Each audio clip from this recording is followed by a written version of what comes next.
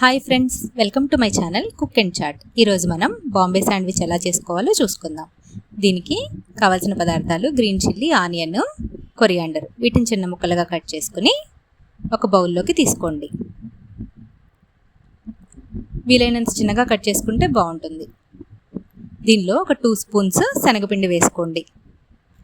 1/2 tea spoon chaat masala వేసుకోండి. Salt మీకు రుచికి తగినంత వేసుకోండి. వీటిని ఒకసారి మిక్స్ చేసుకోండి. తర్వాత కొంచెం నీళ్లు పోసుకొని బాగా మిక్స్ అయ్యేలాగా కలుపుకోండి. లంప్స్ లేకుండా చూసుకోండి. కొంచెం థిక్ పేస్ట్ లాగా కలుపుకుంటే మనం స్ప్రెడ్ చేసుకుంటానికి వీలుగా ఉంటుంది.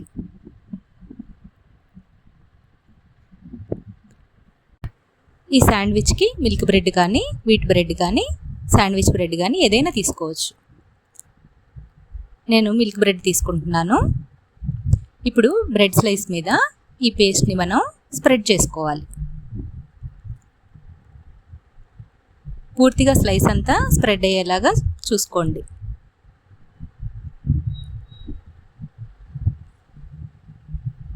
ఇప్పుడు వేరొక స్లైస్ తోటి దీన్ని క్లోజ్ చేసుకోండి.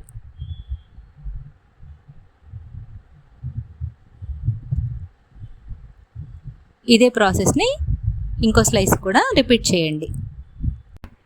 ఇప్పుడు ఈ బ్రెడ్ స్లైస్ మీద బటర్ని అప్లై చేసుకోండి. అప్లై చేసుకున్న తర్వాత పొయ్యి మీద ప్యాన్ పెట్టి, ప్యాన్ వేడైన తర్వాత మనం ఈ బ్రెడ్ స్లైస్ని బటర్ ఉన్న వైపు ప్యాన్ మీదకి వచ్చేలాగా పెట్టుకోండి. దీని మీద ఒక ప్లేట్ పెట్టి దానిపైన వెయిట్ పెట్టి సిమ్లో కుక్ చేసుకోండి. ఇలా కుక్ చేసుకోవటం మూలంగా క్రిస్పీగా కుక్ అవుతుంది. మధ్యలో ఒకసారి తీసి కుక్ అయిందో లేదో చూసుకోండి. లోపల శనగపిండి బాగా కుక్ అయ్యేలాగా కుక్ చేసుకోండి.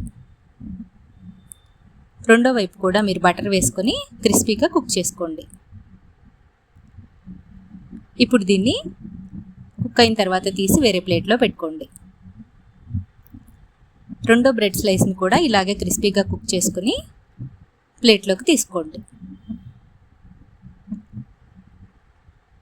ఇప్పుడు ఈ బ్రెడ్ని ముక్కలుగా కట్ చేసుకుని గ్రీన్ చట్నీతో కానీ, టమాటో సాస్తో కానీ తింటే బాగుంటుంది.